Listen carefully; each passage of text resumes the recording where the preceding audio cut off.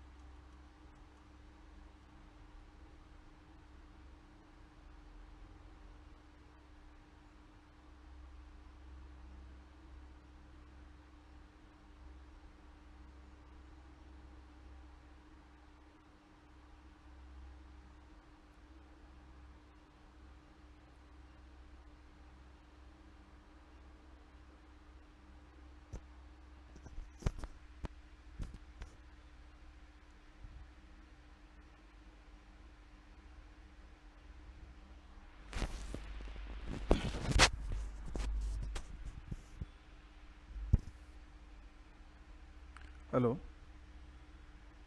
अ,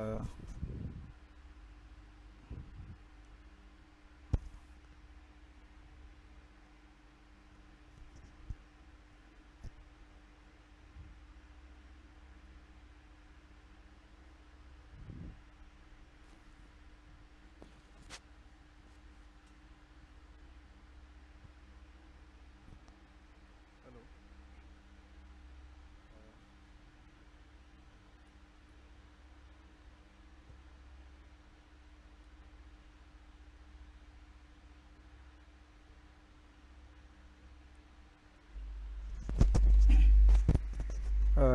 सगळ्यांना नमस्कार.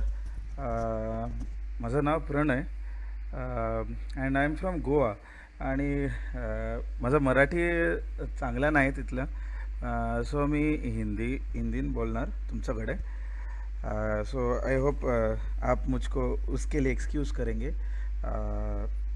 ये टॉक शुरू करने के पहले मैं आप सबको बताना चाहता हूँ कि आज मैं एक नया एक्सटेंशन यूज़ कर रहा हूँ जिसका नाम है OBS, जिसके माध्यम से मैं आप सबके सामने ये प्रेजेंटेशन दे रहा हूँ, जिसमें फेसबुक लाइव पे ना सिर्फ प्रेजेंटेशन बल्कि आप मेरा भी एक छोटा सा क्लिपिंग देख पाएंगे.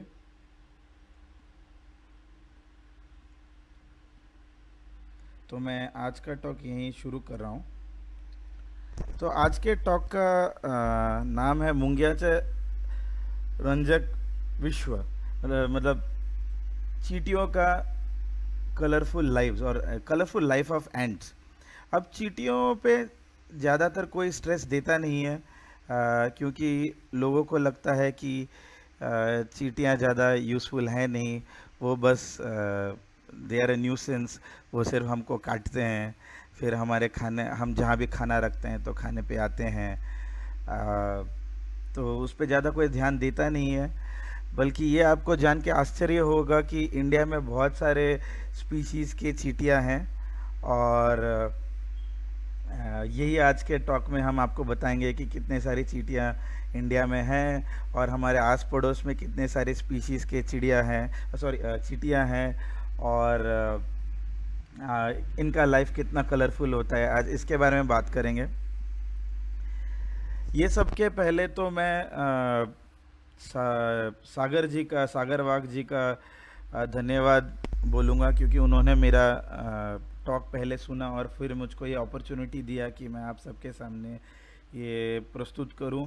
और निसर्गराज मित्रा जी वंश ने काफ़ी सारे ऐसे टॉक्स ऑर्गेनाइज किए हैं, तो मैं काफ़ी थैंकफुल हूँ कि मुझको ये अपॉर्चुनिटी मिला है। तो अभी हम ज़्यादा टाइम नहीं वेस्ट करते हुए सीधा टॉक पे चलते हैं। चींटियाँ काफ़ी इंटरेस्टिंग स्पीशीज़ है। हर जगह मिलते हैं, हर कोने में मिलते हैं। आप जहाँ भी जाएंगे आपको चींटियाँ दिखेंगे और काफ़ी इंटरेस्टिंग है उनका लाइफ। तो मैं आपको एक उन छोटे से जर्नी पे ले चलता हूँ, उनके छोटे से जर्नी पे लेके चलता हूँ आपको।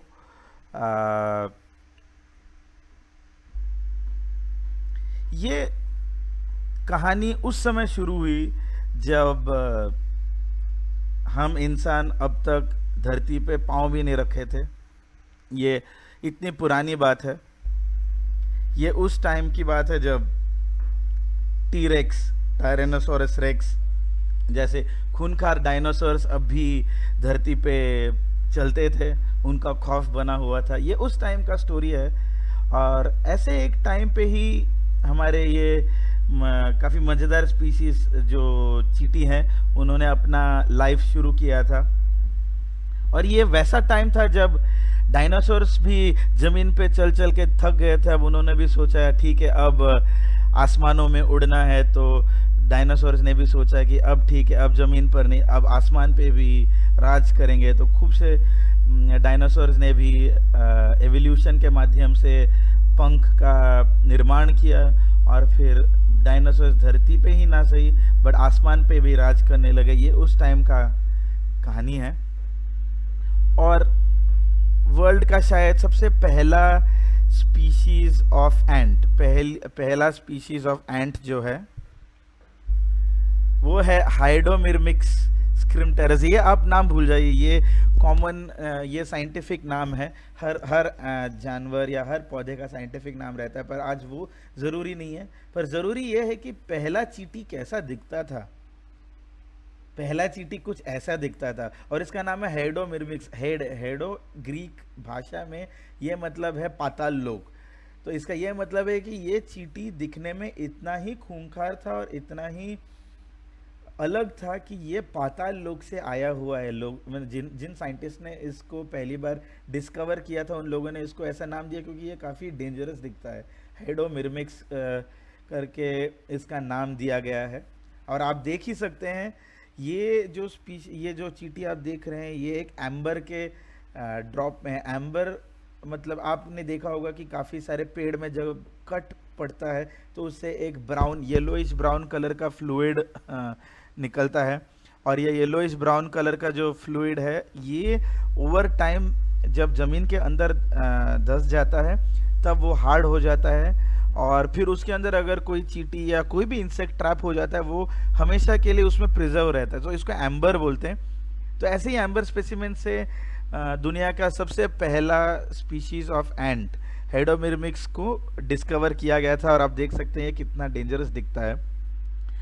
फिर चींटियों ने भी सोचा यार अपना तो इमेज खराब हो गया, हमको अब सब बोल रहे हैं कि पाताल लोक से आए हैं। तो फिर चींटियों ने बोला नहीं, अब तो अपने इमेज का कुछ करना है। और फिर एवोल्यूशन के माध्यम से चींटियों ने अपने को थोड़ा सुंदर बनाया, थोड़ा क्यूट बनाया। अब इस स्लाइड में आप देख सकते हैं कि चींटियाँ वाकई मतलब इतना जो मतलब खूंखार दिखता था वहाँ से इतना क्यूट दिखने लग गए। तो ये कहानी है इन क्यूट चींटियों की जो हम आगे बढ़ाएंगे। अब चींटियों का लाइफ काफ़ी रोमांचक है। अगर आप देखेंगे तो आप ही सोच लीजिए, आपने कितने कलर की चींटी देखे होंगे, काले या फिर लाल, ये या फिर काले और लाल का कॉम्बिनेशन, ये छोड़ के कभी भी आपने कोई भी चींटियों पर शायद ध्यान नहीं दिया होगा। और आप सोचते होंगे कि चींटियाँ उतने रोमांचक नहीं है, उतने रंगीन नहीं है। बट देन अगर आप यहाँ पे देखेंगे तो चींटियाँ काफ़ी कलरफुल हैं। उनका कलर का जो रेंज है वो ग्रीन से शुरू होता है, ग्रीन से रेड, ऑरेंज। कुछ चींटियाँ तो दिखती भी नहीं है, ग्लास के जैसे ओपेक हैं, जैसे आप इधर देख सकते हैं। फिर ओलंपिक्स में मेडल के जैसे गोल्ड, सिल्वर, ब्रॉन्ज, वो भी कलर शामिल है। पर आपको ये जानते हुए काफ़ी आश्चर्य होगा कि नीले रंग के भी या फिर मोर के रंग के भी चींटियाँ मिलती हैं इस दुनिया में, और ये उसका एक उदाहरण है। ये चींटी बहुत इंटरेस्टिंग है, ये ऑस्ट्रेलिया में पाए जाते हैं। और अगर आप इसको देखेंगे तो देखिए कितना कलरफुल है, पूरे रेनबो के सारे कलर्स हैं, इरेडिसेंट कलर इसको बोलते हैं।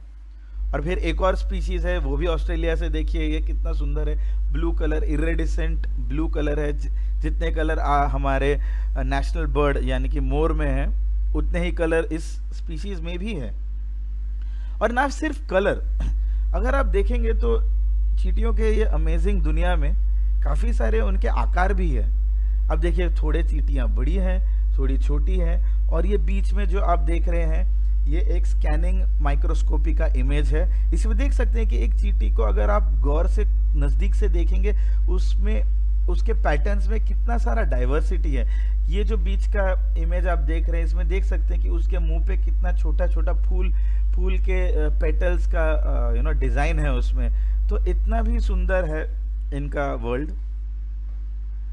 और आकार ना सिर्फ सुंदर दिखने में, बट काफ़ी डेंजरस लुकिंग आकार भी हैं।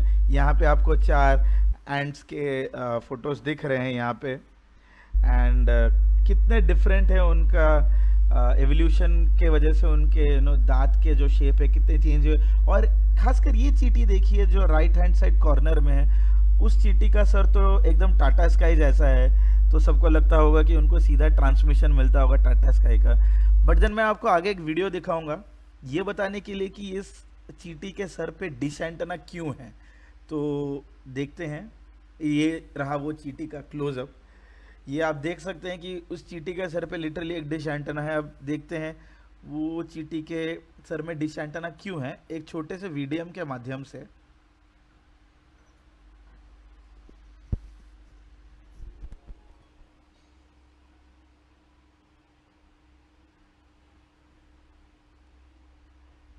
There are over 100 species of turtle ants, but most of my work is focused on a single species, Cephalotes varians. Now this ant is really remarkable, not only in its sort of outside structure, its anatomy, but also in its ecology. If we look at the outside of them, they're actually quite beautiful. The ants come in 2 different sizes, these small minor workers, and then these large-headed major workers. And in Cephalotes varians, what you see is that their head structure, their capsule, has become essentially a flattened disc. It looks like a dinner plate or a saucer. And the reason they have this is it's to block the nest entrance of the hollow twigs that they live in. So this makes sure that no intruders can get in or out. They're essentially living doorways. Now, if we look at sort of the ecology of these ants are herbivores or vegetarians. They're feeding almost entirely on plant-based diets. So how do they capture enough resources or nutrients in their environment? Well, what they rely on are bacteria that live inside their guts. So just like humans have helpful gut bacteria, so do turtle ants. So I've been studying the turtle ants and their bacteria using DNA. So what this allows me to do is to capture not only the sort of genetic diversity of the ants, but also the bacteria, and figure out how long they've been living together evolutionarily. So here at the Field Museum, I'm able to bring those specimens back, and not only do I keep some of those specimens on the traditional pins so I can look at their morphology, we also ensure that we keep some of those collections in our freezers for long-term storage, so that scientists now and even well into the future can continue to use the collections here at the Field Museum.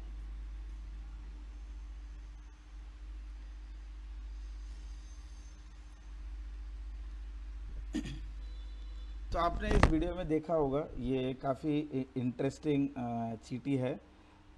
इसको turtle एंट बोलते हैं, shield एंट बोलते हैं। अब मैं explain करता हूँ आपको कि ये है क्या। तो मैं ये उम्मीद कर रहा हूँ कि वीडियो ठीक से स्ट्रीम हुआ होगा। और आपको ठीक से आवाज़ सुनाई दिया होगा, तो वो अंग्रेज़ी में था, तो मैं उसको आपको अभी हिंदी में एक्सप्लेन करता हूँ सेफलोटस के बारे में। तो ये टर्टल एंट जो है ये इंडिया में नहीं मिलता है, ये आपने जैसे वीडियो में देखा है ये बाहर मिलता है, और एवोल्यूशन के माध्यम से इनके सर पे एक ऐसा स्ट्रक्चर तैयार हुआ है जिसके वजह से वो अपने नेस्ट का डिफेंस करता है। ये चींटी काफ़ी इंटरेस्टिंग है, ये पेड़ों पे नेस्ट करता है, ये सूखे पेड़ के जो स्टेम है उसमें होल करता है, उसमें कैनल्स बनाते हैं और फिर उसमें वो रहते हैं, उसमें एग ले करते हैं और उसी में वास करते हैं। और जब भी दूसरी चींटियाँ, दूसरे स्पीसीज की चींटियाँ इन चींटी पे अटैक करने आते हैं, तब ये क्या करते हैं कि अपना जो सर है, जो डिश एंटेना जैसा दिखता है आपको, इसको दरवाजे के जैसे यूज़ करते हैं और फिर जो नेस्ट का एंट्रेंस है उसमें जाके ब्लॉक कर देते हैं, आपने देखा होगा वीडियो में। तो ये रीज़न है कि इस चींटी ने ऐसा अपने सर पे एक स्ट्रक्चर तैयार किया जिसके वजह से वो अपने नेस्ट का डिफेंस कर सकते हैं।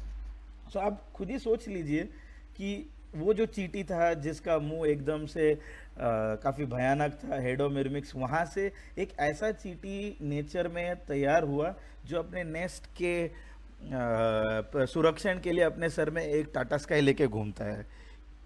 चलिए एक और एग्जांपल देखते हैं हम अभी। ये है अफ्रीका का आर्मी एंट। मैं अभी एक सेकंड के लिए आपको दूंगा, आप ये फोटो देखने के लिए, समझने के लिए कि ये चींटी कितना यूनिक है। इसका दांत देखिए, ये एकदम हुक जैसा है। आप में से बहुत लोग हैं जो शायद फिशिंग में इंटरेस्टेड है, तो फिश हुक के जैसा है एकदम। गरे का जो हुक होता है एकदम उसी के जैसा है। पर ये करता क्या है इसके साथ, मैं आपको कह दूं कि ये वर्ल्ड का one of the most dangerous ants माना जाता है। इसके पीछे काफ़ी एक इंटरेस्टिंग स्टोरी भी है जो मुझको मेरे एक कॉलीग ने सुनाया था जब वो अफ्रीका से फील्ड वर्क करके आए थे। तो उसके पहले हम फिर से एक और वीडियो देखते हैं इस इंटरेस्टिंग चींटी के बारे में।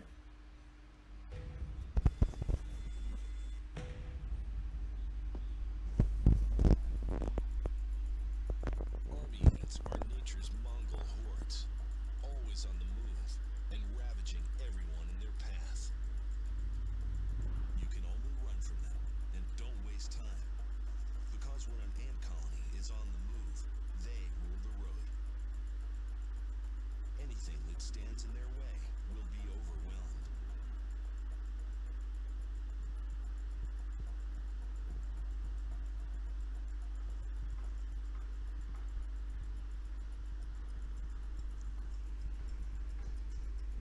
Army ants have large scissor-like jaws called mandibles. They use these weapons to slice their prey apart.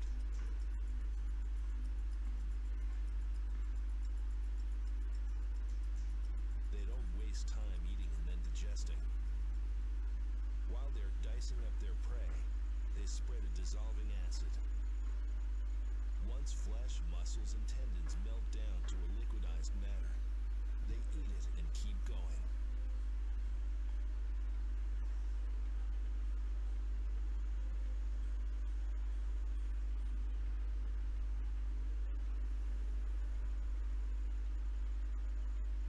The only defense is not moving a muscle. The soldier army ants are nearly blind. About all they can distinguish is light and darkness.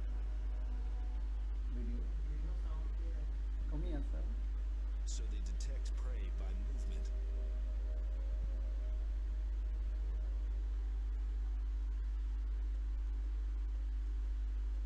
This patrol is heading out to forage.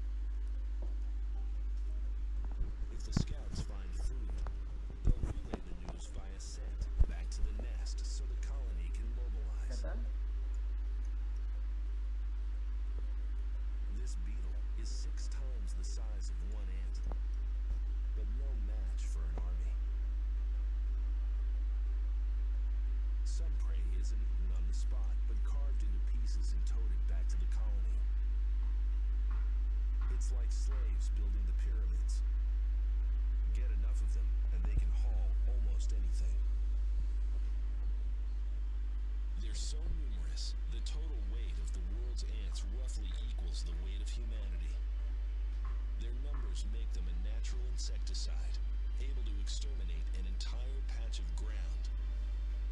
face till they move on.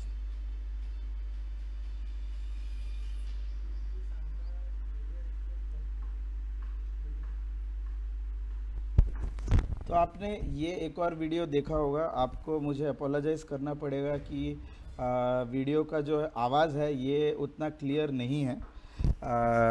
कुछ तो technical issues है जिसके वजह से शायद video का आवाज़ कम है। तो मैं आपको वीडियो का आवाज़ वीडियो में जो भी हुआ था मैं इसको एक्सप्लेन करके आपको बताता हूँ क्या है।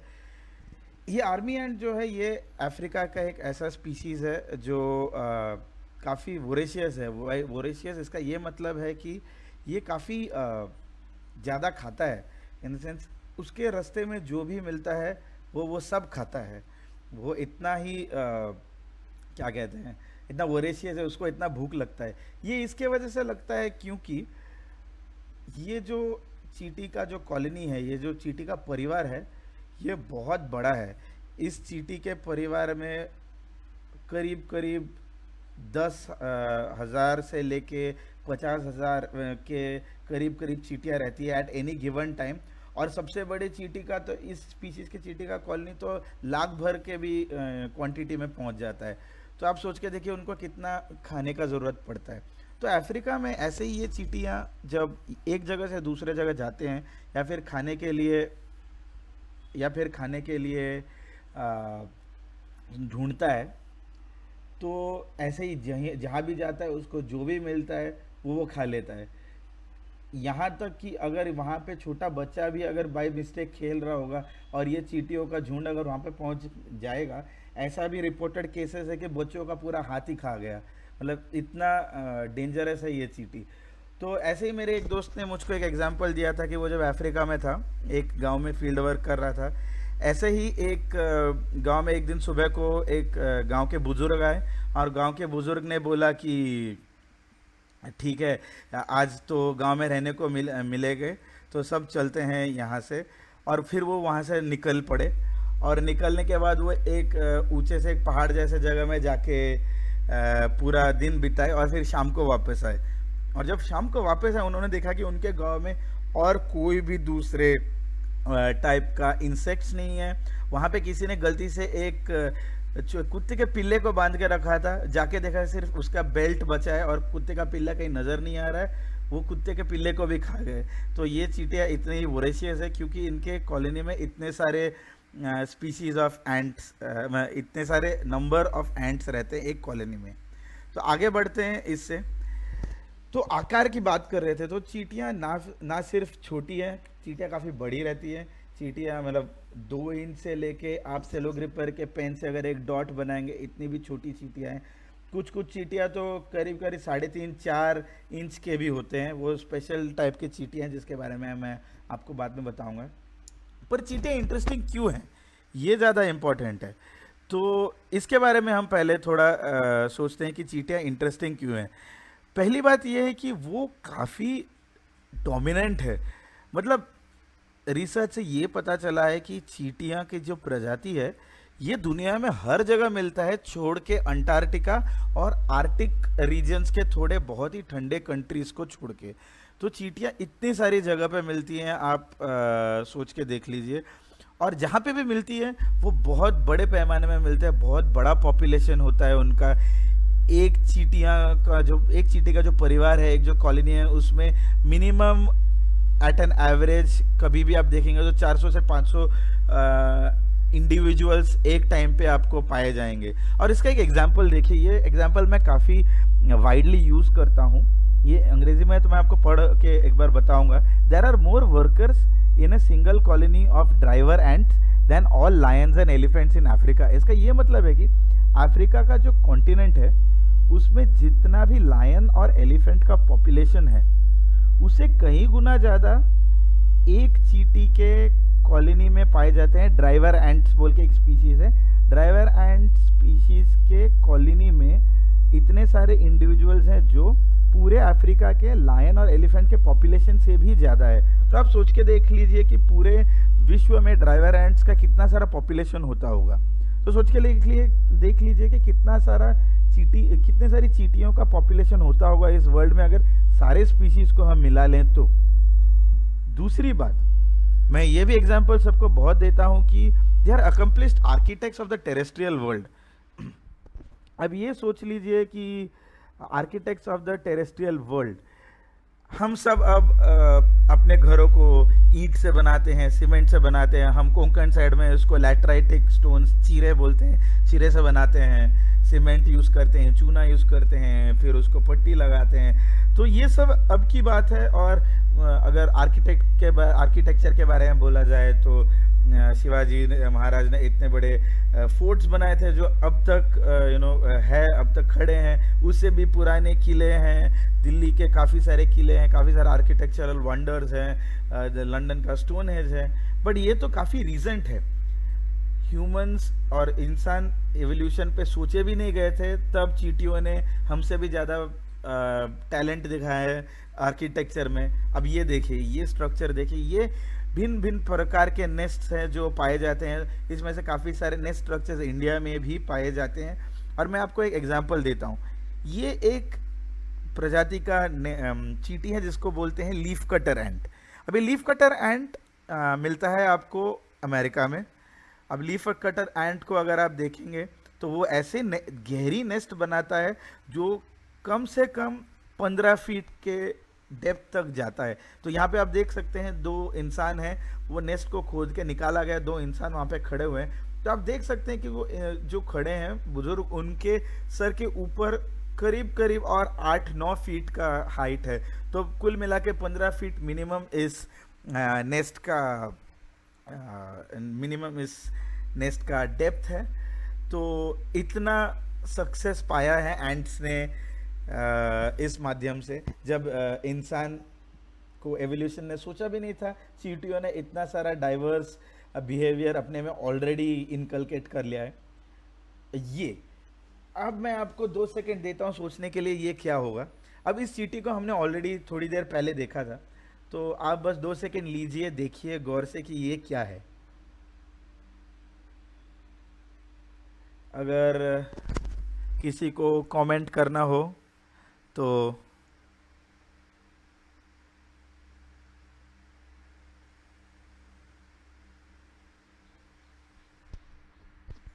हाँ, तो ये है जो आर्मी एंट देखे थे उसका नेस्ट। आर्मी एंट क्या करता है कि ये एक बंजारे जैसा है, ये एक जगह पे नहीं रहता है, ये भिन्न भिन्न जगह पे अपना घूमता रहता है, कभी भी एक जगह पे नहीं रहता है। तो ये जो चींटी है, ये जब एक जगह से दूसरे जगह जाता है, ये अपने शरीर से अपना घर बनाता है। तो जो भी वहाँ पे वर्कर्स है वो क्या करते हैं, एक दूसरे को पकड़ के एक गोल फुटबॉल के आकार में एक नेस्ट तैयार करते हैं। फिर उनके शरीर से बना हुआ जो नेस्ट है उसके अंदर ही बाकी सबको वो रखते हैं। वो एक अच्छा सा टेम्पररी स्ट्रक्चर बनाते हैं जिसके अंदर वो एयर कंडीशनर के जैसे अंदर के टेम्परेचर को भी रेगुलेट करते हैं अपने ही बॉडी के टेम्परेचर के माध्यम से। तो आप सोच सकते हैं कि ये एंट्स कितने इंटेलिजेंट है जो अपने ही बॉडी के यूज़ से उन्होंने कैसा इसको यूज़फुल बनाया है। तो ये आप सोच सकते हैं। चलिए अब नेक्स्ट स्लाइड पे चलते हैं। तो देखिए क्लोजली कैसे वो एक दूसरे को पकड़ के ये नेस्ट का दीवार तैयार करता है। और ये वही चींटी है जो मैंने आपको थोड़ी देर पहले दिखाया था, ये वही चींटी है। अब अगले स्लाइड पे चलते हैं। मैं फेसबुक लाइव पे काफ़ी सारे कमेंट्स देख रहा हूँ ये सब कमेंट्स का मैं आपको बाद में एक साथ उत्तर दूंगा। तो अब अगले स्लाइड पे चलते हैं। हाँ, और एक और पराक्रम जो इन्होंने किया है ये वीविंग, यानी कि कपड़े तैयार करना। अब सोच लीजिए ऐसा टाइम जब इंसान धरती पे था ही नहीं, उस टाइम पे चींटियों ने ऑलरेडी ये सोच लिया या फिर ये समझ लिया कि कपड़े कैसे बनाते हैं। अब ये देखिए, ये एक जो चींटी है इसको बोलते हैं एशियन वीवर एंट। इसको हम कोंकणी में हुमेरे बोलते हैं। ये काफ़ी कॉमन है, इंडिया के हर जगह में पाया जाता है। अब इंडिया में इसका जो स्पीशीज है इसको इकोफिला स्मैरैग्डिना बोलते हैं, एशियन वीवर एंट। और फिर इसका एक और स्पीशीज है जो ऑस्ट्रेलिया में अफ्रीका में पाए जाते हैं, वो इकोफिला लॉन्गिनोडा है। और ऑस्ट्रेलिया में भी इकोफिला स्मैरैग्डिना ही पाया जाता है। पर ऑस्ट्रेलिया का जो इकोफिला स्मैरैग्डिना यानी कि वीवर एंट है, उसमें एक फ़र्क है। ऑस्ट्रेलिया का जो वीवर एंट है उसका जो बॉडी है वो ग्रीन कलर का है। और इसका एक बहुत ही इंटरेस्टिंग सा वीडियो मैं आपको दिखाऊंगा। वीडियो में शायद वीडियो में तो कुछ तो गड़बड़ है, वीडियो सिंक्रोनाइज ही नहीं हुआ। तो अच्छा ठीक है, वीडियो को तो मैं आपको बताता हूँ ये क्या करता है। ये काफ़ी इंटरेस्टिंग तरीके से नेस्ट बनाता है अपना। तो ये स्लाइड में अगर देखेंगे कि एक चींटी ने अपने मुंह में सफ़ेद रंग का कुछ तो पकड़ के रखा है, और लेफ्ट हैंड साइड में आप देखेंगे काफ़ी सारे चींटियों ने दो पत्तों को एक साइड से अपने पाँव से और दूसरे साइड से अपने दांत से पकड़ के रखता है। तो ये कहानी ऐसा जाता है कि जब काफ़ी गर्म होता है बाहर का टेम्परेचर, तब ये चींटियाँ अपने घर के बाहर से निकलती हैं जो जगह है, और ऐसे एक जगह पर जाते हैं जहाँ पे पत्ते काफ़ी नरम है, काफ़ी सॉफ्ट है। इस जगह पे जाके ये चींटियाँ दो पत्तों को अपने दांत से और अपने पैरों के यूज से दो पत्तों को साथ काफ़ी करीब ले आते हैं एक दूसरे के। फिर ये क्या करते हैं कि अपने लार्वे को ले आते हैं, और फिर उस लार्वे से वो सिल्क प्रोड्यूस करते हैं। जैसे कि हम जानते हैं कि सिल्क मॉथ तैयार करता है, मॉथ के लार्वे से तैयार होता है, वैसे ही चींटियों के इस स्पीसीज के चींटी का लार्वा भी सिल्क तैयार करता है, और इस सिल्क के माध्यम से वो दोनों पत्तों को जोड़ता है, स्टिच करता है। और फिर आप देख सकते हैं ये वाले इमेज में लेफ्ट हैंड साइड बॉटम में किस प्रकार से वो जो पत्ते हैं, पत्ते के ऊपर एकदम से कपड़े जैसा उन्होंने एक स्ट्रक्चर जैसा बनाया जिससे वो पूरा नेस्ट को जोड़ के रखते हैं। और ये ना सिर्फ पत्तों को बाहर से जोड़ते हैं, बल्कि पूरे जो घर बन वो जो नेस्ट बनता है उसको अंदर से भी सेक्शन करते हैं। एक कमरा रहता है उनके रानियों के लिए, एक कमरा रहता है उनके बच्चों को रखने के लिए, एक कमरा रहता है वो खाना स्टोर करने के लिए। यहाँ तक कि कुछ केसेस में ये भी देखा गया है कि उनका जो वेस्ट है उसको भी रखने के लिए एक छोटा सा कमरा अलोकेट किया जाता है। तो आप देखिए कि अभी इंसानों को अपना गार्बेज, अपना कूड़ा कचरा सेग्रीगेट करने के लिए, रखने के लिए कितना परेशानी हो रही है, पर चींटियों ने तो बहुत पहले से ही सोच के रखा है कि उनको किस तरह से अपने कूड़ा कचरा और वेस्ट को सेग्रीगेट करना चाहिए। तो ये तो एक वीडियो लिंक नहीं हुआ, पर मैं वो वीडियो का लिंक इसी वीडियो के नीचे आपको बाद में डाल के दूंगा, जिससे आप उसको बाद में देख सकते हैं। अब उसके नेक्स्ट अचीवमेंट पे चलते, वो है अर्लीस्ट नोन फार्मर्स। ये देखिए, अब कभी किसी ने सोचा नहीं था कि खेती बाड़ी करना है, तब उस समय पे चींटियों ने ऑलरेडी खेती बाड़ी कर ली। ये है एक चींटी जिसको बोलते हैं लीफ कटर एंट। ये लीफ कटर एंट जो है, मैंने आपको पहले इसका नेस्ट दिखाया था कितना उसका नेस्ट गहरा रहता है, करीब 15 फीट तक गहराई पे जाता है।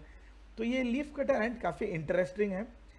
ये अमेरिका में पाया जाता है और बहुत बड़े पैमाने में ये अपने वहाँ के जो नेटिव स्पीशीज ऑफ पेड़ पौधे हैं वहाँ के लीव्स को ये काट के लाता है। और आप देख सकते हैं कि इस प्रकार से वो काट के वो लेके आता है। काट के जब वो लेके आता है अपने घर पे या अपने नेस्ट पे, वहाँ पे छोटे आकार के चींटी रहते हैं उसी स्पीशीज के, जो इन पत्तों को अच्छे तरह से चबा के इसको एकदम पेपर जैसा बना देते हैं। और फिर ये पेपर जैसे चीज़ को वो अपने नेस्ट के जो बेस है उसमें उसको डाल देते हैं, एकदम कारपेट के जैसे, एकदम कश्मीरी कारपेट जैसा ले कर देंगे। और ये ले करने के बाद इस पे वो लोग बीज बोते हैं फंगस का। मैंने देखा था कि आपके पेज में इसके पहले फंगस स्पीशीज के बारे में भी टॉक हुआ था। तो वैसे एक प्रजाति का फंगस ले आते हैं और उसके बीज को इस चबाए हुए पत्तों के कारपेट के ऊपर बोते हैं। ये फंगस फिर बड़ा होता है और इस फंगस से एक फ्रूटिंग बॉडी तैयार होता है जिसमें काफ़ी सारे प्रोटीन और शुगर रिच सब्सटेंसेस मिलते हैं। और फिर इसको ये जो चींटियां हैं खाते हैं। तो देख लीजिए, जब इंसान थे भी नहीं, इंसानों ने एग्रीकल्चर के बारे में सोचा भी नहीं था, उस समय पे ही चींटियों ने ऑलरेडी एग्रीकल्चर के बारे में सोच लिया था। पर मैंने आपको इतना सारा इन्फॉर्मेशन दिया, ये आपको काफ़ी रोमांचक लगे होंगे। पर मैं जब भी किसी को बोलता हूँ कि मैं अपने पढ़ाई के लिए या फिर अपने कमाई के लिए चींटियों पे रिसर्च करता हूँ, तो मुझको यही क्वेश्चन सब लोग पूछते हैं। मैंने ये वाला स्लाइड एक और जगह पे भी दिखाया था कि मैं चींटियों को मारूं कैसे, चींटियों को कैसे मारा जाए। पेस्ट कंट्रोल वाले इस पे स्पेशलाइज करते हैं, पर हम नहीं, क्योंकि हमारा ये ऑब्जेक्टिव है कि हम चींटियों को पॉपुलर करें, क्योंकि चींटियों से काफ़ी सारे बेनिफिट्स मिलते हैं हम लोगों को, जिसको मैं आपको बताऊंगा आगे। तो वो बताने के पहले मैं आपको पहले चींटियों का जो कम्युनिटी है, चींटियों का जो परिवार है, चींटियों के परिवार के बारे में एक आपको छोटा सा इंट्रोडक्शन देना चाहता हूँ। चींटियों का परिवार काफ़ी बड़ा है, पर उसमें 3 डिफरेंट टाइप के चींटियाँ मिलते हैं। एक मेल, एक फीमेल, और फीमेल जिसको क्वीन बोलते हैं, और एक वर्कर। आपको ये जान के काफ़ी इंटरेस्टिंग लगेगा कि एक चींटी के परिवार में, या फिर आपने अपनी ज़िंदगी में मैक्सिमम जो चींटियाँ देखी होंगी, वो सारी चींटियाँ स्त्री है, that is women, they are women, और they are females in their origin, मतलब वो फीमेल है। तो बहुत बहुत कम चांसेस होंगे कि आपने कभी एक नर चींटी को देखा होगा। मैक्सिमम जो चींटियाँ आपने देखी होंगी वो फीमेल है। तो इसके पीछे अगर आप देखेंगे तो आपको 3 डिफरेंट टाइप के चींटी दिख रहे हैं। ये मैं आपको याद दिला दूं कि ये तीनों चींटियां एक ही स्पीसीज के हैं, कैम्पोनोडस डिस्कॉलर। ये तीनों चींटियां एक ही स्पीसीज के हैं, अलग अलग स्पीसीज के नहीं हैं, पर ये सब एक ही स्पीसीज के हैं। तो अब मैं इनका कहानी आपको सुनाता हूँ। आप जो क्वीन देख रहे हैं, जो काफ़ी मोटी सी है, बड़ी है, उनके उसके पीठ पे आप देख रहे हैं कि उसके पीठ में विंग्स है। जब भी बारिश आने की संभावना होती है, स्पेशली अभी केरला, कर्नाटका, महाराष्ट्र, गोवा और गुजरात, जो वेस्टर्न कोस्ट में अभी हमारे यहाँ पे मानसून शुरू होने वाली है, यही बस एक हफ्ते पहले जब साइक्लोन की वजह से बारिश शुरू हुई थी, गोवा में हर जगह सिंक्रोनसली, यानी कि एक ही समय पे ऐसे चींटियां बाहर निकली थी जिसके पास विंग्स थे। पाख मुई बोलते हैं हम लोग इसको। तो ये विंग्ड क्वींस जो बोलते हैं, ये बाहर निकले थे। तो इनके साथ साथ ये जो मेल एंट है, ये भी बाहर निकला था, इनको भी विंग्स रहता है। ये दोनों मेल और क्वीन एंट जब बाहर निकलते हैं, जैसे कि हनी बी, मैंने एक कमेंट देखा है, हनी बी कीपर है। तो हनी बीज में जैसे आपने देखा होगा कि हनी बीज अपने लोकेशन या फिर कोई भी इंफॉर्मेशन को पास करने के लिए डांस करता है। ऐसे रिसर्च में देखा गया है कि हनी एंट्स भी ऐसे एक डांस करते हैं। इसी तरफ में एंट्स भी ऐसे डांस करते हैं। तो पहले क्या होता है कि जो मेल एंट है, ये पहले ऊपर जाता है और अपने टेरिटरी को मेंटेन करने के लिए वहाँ पे गोल गोल घूमता है। फिर फीमेल जाती है, और फिर फीमेल बहुत सारे भिन्न भिन्न मेल्स के साथ मेट करती है। और यहाँ पे बहुत ही इंटरेस्टिंग सा फिनोमेनन मैं आपको बता दूं कि जो फीमेल एंट है, ये अपनी लाइफ में बस एक ही बार मेट करती है बहुत सारे फीमेल्स के साथ, मेल्स के साथ, और फिर वो जो स्पर्म स्टोर करती है, ये अपने पूरे ज़िंदगी के लिए स्टोर करके रखती है। ये वाला टेक्नोलॉजी तो अपने नाइट्रोजन फ्रीज़र से भी काफ़ी चमत्कारी है, क्योंकि नाइट्रोजन फ्रीज़र में भी अगर आप कोई भी चीज़ रखो तो कुछ देर बाद खराब हो सकता है। बट देन ये जो क्वीन एंट्स है, जो अपने अंदर भिन्न भिन्न मेल्स के स्पर्म्स को स्टोर करके रखती है, ये करीब करीब 8-9 साल, या जब तक वो क्वीन एंट जिंदा है उतने सालों तक वो स्टोर करके रखती है। और फिर वो डिसाइड करती है कि कब आगे किसको जन्म देना है, इधर वो मेल को जन्म दे, या फिर वर्कर फीमेल को जन्म दे, या फिर क्वीन फीमेल्स को जन्म दे। ये पूरा कंट्रोल एक क्वीन के हाथ में रहता है। तो आप सोच के देखिए कि ये कितना एक एडवांस्ड सिस्टम आया है एवोल्यूशन के वजह से। और एक बार जब मेटिंग हो जाता है, तो ये जो क्वीन है वो ज़मीन पे आती है, अगर वो ज़मीन पे नेस्ट करने वाली स्पीशीज़ है, और फिर अपने लिए एक छोटा सा नेस्ट या छोटा सा कमरा बना लेती है मिट्टी खोद के। और ये चींटी फिर कमरे के अंदर चली जाती है, या फिर वो नेस्ट के अंदर चली जाती है। और नेस्ट के अंदर चले जाने के बाद बहुत ही इंटरेस्टिंग सा एक फिनोमेनन होता है। और मैं आपको बता दूं कि एक क्वीन एंट का जो लाइफ है वो क्या स्पीशीज है उस पर डिपेंड करता है। मुझको गौरव ने पूछा है what is the life span of one queen ant. तो क्वीन एंट का जो लाइफ स्पैन है वो डिपेंड करता है कि कौन से स्पीशीज का है। मैक्सिमम साइंटिफिक डॉक्यूमेंटेशन यहाँ पे पुणे बेस्ड कोई तो या उन्होंने आंसर दे ही दिया है ऑलरेडी। 10 साल तक पुणे बेस्ड एंट कीपर है कोई तो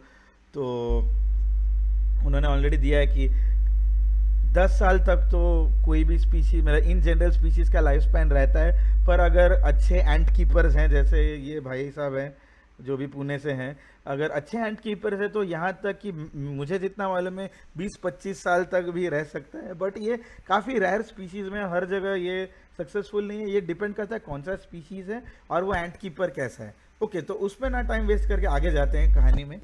तो ये अपने लिए कमरा बनाती है और फिर बहुत ही इंटरेस्टिंग सा एक चीज़ होता है जब अब उड़ के वापस आ गई है वो।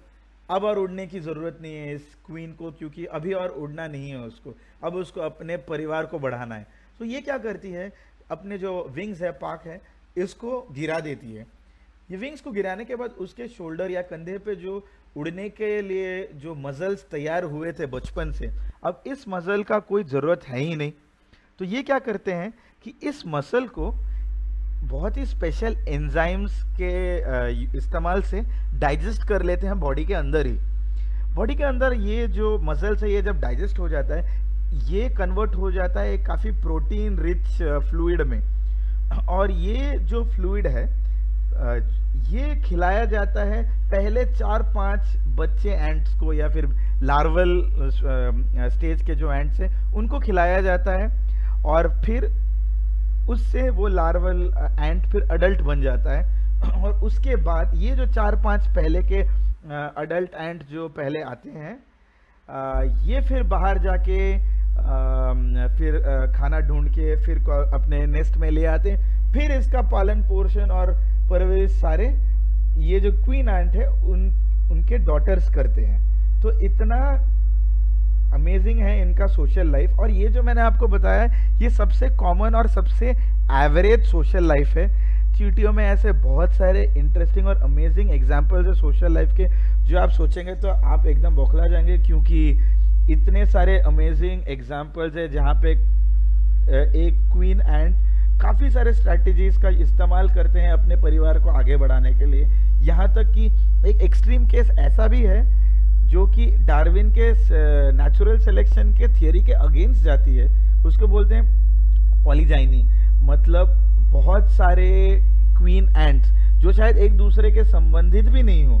ऐसा नहीं है कि ये दोनों एक दूसरे के बहन है, शायद एकदम रिलेटेड ना हो, ऐसे भी क्वीन एंट्स एक दूसरे के साथ जुड़ते हैं और फिर एक साथ अपना परिवार आगे बढ़ाते हैं। इतना सारा उनका इतना अमेजिंग रहता है उनका आगे का लाइफ। तो यहाँ पे एक और क्वेश्चन मुझसे पूछा गया है, how can she control general of her offsprings. Again Pune के जो एंट कीपर हो उन्होंने इसका आंसर दिया है, पर मैं ये बताऊं कि ये इतना भी सिंपल नहीं है। इसमें और भी काफ़ी सारे टेक्निक्स है जिसके वजह से होता है। इसको शायद हम बाद में पर्सनली बात कर सकते हैं, क्योंकि उस पर अगर चर्चा करने जाएंगे तो और आधा घंटा आगे निकल जाएगा और मेरे पास समय का भी थोड़ा कमी है, तो मैं आगे बढ़ता हूँ। तो इस प्रकार होता है एक कॉलोनी का डेवलपमेंट। एक क्वीन एंट एक एग देती है, वो एग एदर एक विंग्ड फीमेल या फिर विंग्ड क्वीन और विंग्ड मेल में डेवलप हो सकता है, या फिर एक अडल्ट वर्कर में डेवलप हो सकता है। तो ये काफ़ी बेसिक था, इसमें काफ़ी और एडवांस्ड चीज़ें भी हैं जो अभी मैं नहीं बता रहा, क्योंकि ये टॉक काफ़ी सिंपल है और एक जनरल ऑडियंस के लिए है। तो हम आगे बढ़ते हैं। अब ये क्वेश्चन बहुत लोग मुझको पूछते हैं कि इंडिया की चींटियों के बारे में क्या है। अगर आप देखेंगे इंटरनेट पे कभी भी कोई भी चींटियों के बारे में अगर आप देखेंगे, या फिर आप किसी भी चींटियों का एग्जाम्पल सुनना चाहते हैं, तो मैंने भी आपको काफ़ी सारे एग्जाम्पल्स दिए। इसमें ऑलमोस्ट 70-80% ऑफ द स्पीशीज़ का जो एग्जाम्पल मैंने दिया, ये सब इंडिया के चींटियाँ नहीं हैं, ये सब बाहर के चींटियाँ हैं, बस छोड़ के अपना एशियन वीवर एंट। तो ये ऐसा क्यों है, ये जानने के पहले ये जानते हैं कि इंडिया में कितने स्पीशीज या फिर कितने प्रजाति के चींटियां हैं। तो ये 2016 में एक काफ़ी बहुत अथॉरिटेटिव पेपर आया था हमारे एक मेंटर से, प्रोफेसर हिमेंद्र भारती जी, जो पंजाबी यूनिवर्सिटी के हैं, बहुत अच्छे और बहुत ही सक्षम रिसर्चर हैं। उनको आज के ज़माने का एंट मैन ऑफ इंडिया कहा जा सकता है, इतने ही अच्छे रिसर्चर हैं। और उन्होंने इंडिया से 800 प्लस, दैट इज 828 स्पीशीज का रिव्यू किया है, और इंडिया से 828 स्पीशीज का लिस्ट तैयार किया है। और उसके बाद काफ़ी सारे स्पीशीज नए इंडिया में खोजे गए हैं, पाए गए हैं, और ये नंबर अब करीब करीब 850 के करीब पहुंच चुका है।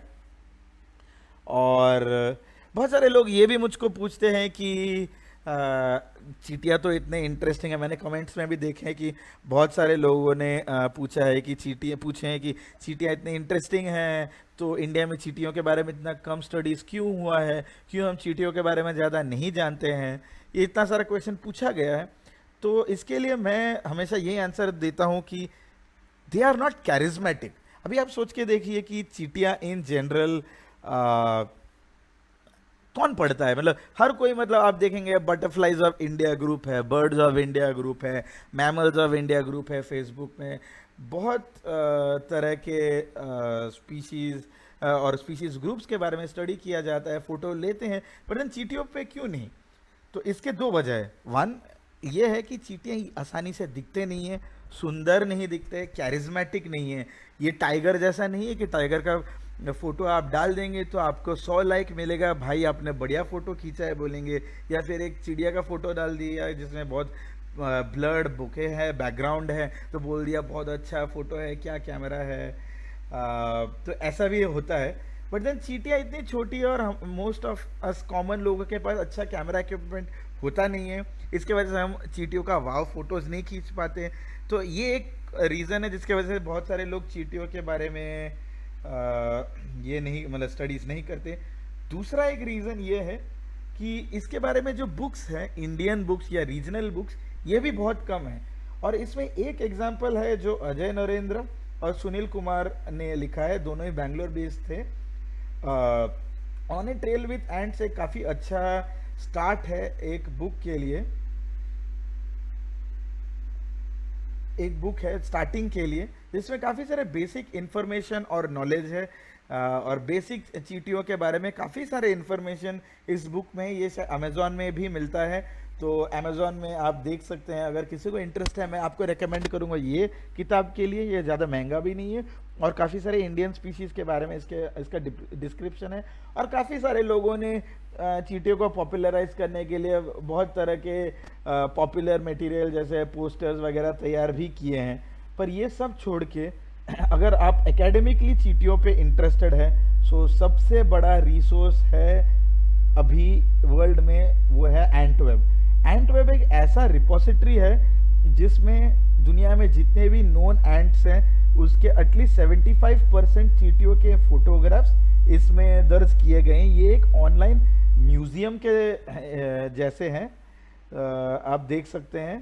तो आपको कभी भी कोई भी चींटियों पे कुछ भी डाउट हो, कोई फोटो देखना, आप यहाँ पे जा सकते हैं। पर एक बात के लिए मैं आपको क्वेश्चन करूँगा कि ये सारे चींटियाँ माइक्रोस्कोपी इमेज के हैं, तो आपको नेकेड आइज या फिर बिना किसी एड के अगर आपको किसी चींटी को देखना है, वो जो आपको दिखेगा और माइक्रोस्कोप के अंदर जो दिखेगा काफ़ी डिफरेंस है। तो एंटवेब का यही प्रॉब्लम है कि एंटवेब में जो चींटियों के फोटोज़ है इस रिपोजिटरी में, अगर आपको वो और आप जो देख रहे हैं उसको कंपेयर करना है, तो आपको एक अच्छा कैमरा जिसमें मैक्रो लेंस लगा हो या फिर एक अच्छा माइक्रोस्कोप की ज़रूरत है, जिसके साथ फिर आप दोनों इमेजेस को कंपेयर कर सकते हैं। इसके बाद बहुत सारे लोग मुझको ईमेल करते हैं फोटोग्राफी टिप्स के लिए या फिर आइडेंटिफिकेशन के लिए मुझको लिखते हैं।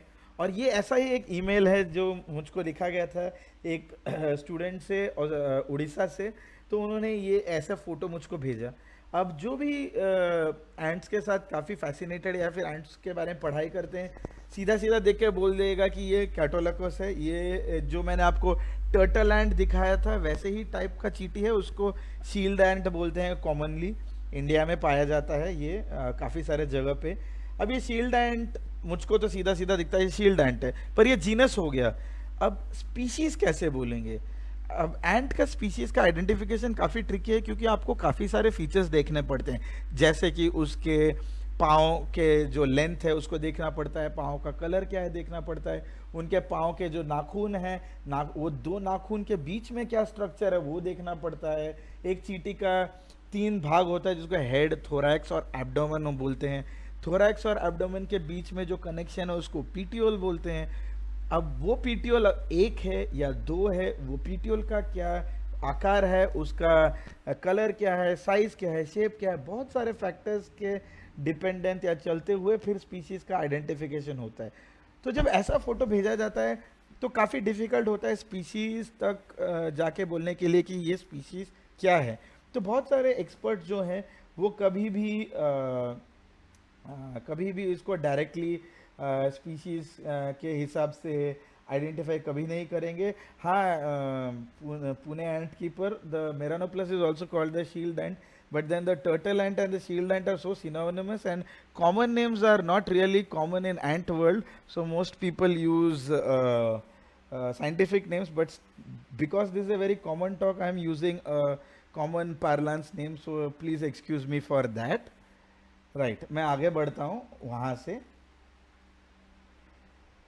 तो बहुत सारे टाइम पे ऐसे फोटोज नहीं खींच सकते, तो इसीलिए मैं आपको थोड़े फोटोज दिखाता हूँ चींटियों के। आप अगर अपने मोबाइल से भी फ़ोटो खींचते हैं तो ज़रूरी नहीं है कि उस फोटो को मैं जो आपको दिखा रहा हूँ इतना क्लियर हो, बट देन एटलीस्ट आप कोशिश कीजिए कि इस एंगल में फ़ोटो लिया जाए, जिससे चींटियों का जो सारा अंगों का भाग है वो काफ़ी विस्तार से या फिर क्लियरली देख सकते हैं। अभी इस इमेज में आप देख सकते हैं कि इसका सर और इसका जो थोरैक्स जो बीच का पोर्शन है और फिर अब्डोमेन जो आखिरी पोर्शन है, ये तीनों पोर्शन काफ़ी विजिबल है। और थोरैक्स और अब्डोमेन जो सेकंड और थर्ड पोर्शन है उसके बीच में आप देख सकते हैं कि एक छोटा सा स्ट्रक्चर है जिसको पीटियोल बोलते हैं, वो भी काफ़ी क्लियरली दिखता है। तो अगर आप अपने मोबाइल से भी अगर इस एंगल में फ़ोटो खींचने का प्रयास करते हैं विथ फ्लैश, और अब तो मोबाइल टेक्नोलॉजी काफ़ी आगे बढ़ गया है, सो आगे और कुछ कर नहीं सकते, तो आप जितना भी पॉसिबल है उसको जूम करके अगर ऐसा एंगल में फ़ोटो खींच सकते हैं तो इट इज़ पॉसिबल कि कोई भी आपको शायद इसका आइडेंटिटी बता सकता है, एटलीस्ट जीनस तक। तो चलते हैं ये देखने के लिए कि ये चींटी क्या है। ये चींटी है येलो क्रेजी एंट। इसको येलो क्रेजी एंट बोला जाता है क्योंकि ये सच में पागल है।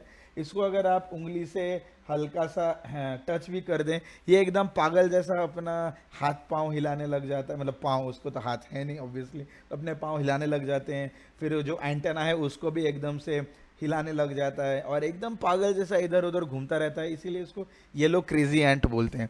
बट देन येलो क्रेजी एंट का एक काफ़ी इंटरेस्टिंग और काफ़ी भयानक इन्फॉर्मेशन आपको अगर दूं तो येलो क्रेजी एंट एक इन्वेसिव स्पीशीज ऑफ एंट है।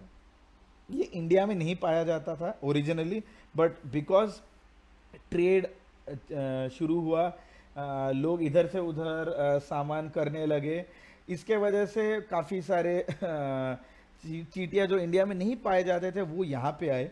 और ये एक ऐसा स्पीशीज़ है जो काफ़ी वोरेशियस है, मतलब काफ़ी बहुत खाता है, बहुत जल्दी अपने पॉपुलेशन को बढ़ा देता है, और फिर ये फॉर्मिक एसिड सेक्रेट करता है जो काफ़ी पोटेंट है, वो काफ़ी स्ट्रॉन्ग है।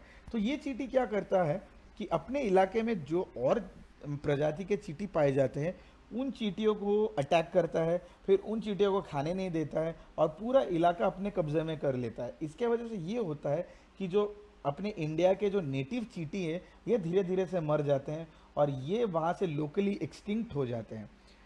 तो इससे क्या, चींटियाँ मर जाए तो क्या फ़र्क पड़ता है, आपको ऐसा लगता होगा, पर बात ऐसा है कि चींटियाँ काफ़ी सारे इकोसिस्टम सर्विसेज प्रोवाइड करती है। फॉर एग्जांपल सोचिए कि एक स्पीशीज़ ऑफ चींटी है जो अमेरिका में पाया जाता है, वो स्पीशीज़ ऑफ चींटी 1 हेक्टेयर ज़मीन में करीब करीब 2000 किलोग्राम मिट्टी नीचे से ऊपर लाती है। ये एक्टिविटी इतना इम्पॉर्टेंट है सॉइल का न्यूट्रिएंट कंटेंट मेंटेन करने के लिए। तो सोचिए चींटियाँ कितना इकोसिस्टम सर्विस प्रोवाइड करती है सॉइल का न्यूट्रिशन या सॉइल का जो न्यूट्रिएंट कंटेंट है, ऑर्गेनिक कंटेंट है, इसको मेंटेन करने के लिए। अगर ऐसी चींटियों को एक इलाके से निकाल दिया जाए तो सोचिए वहाँ के सॉयल का जो न्यूट्रिएंट कंटेंट है वो कितना कम हो जाएगा और सॉयल कितना बंजर हो जाएगा।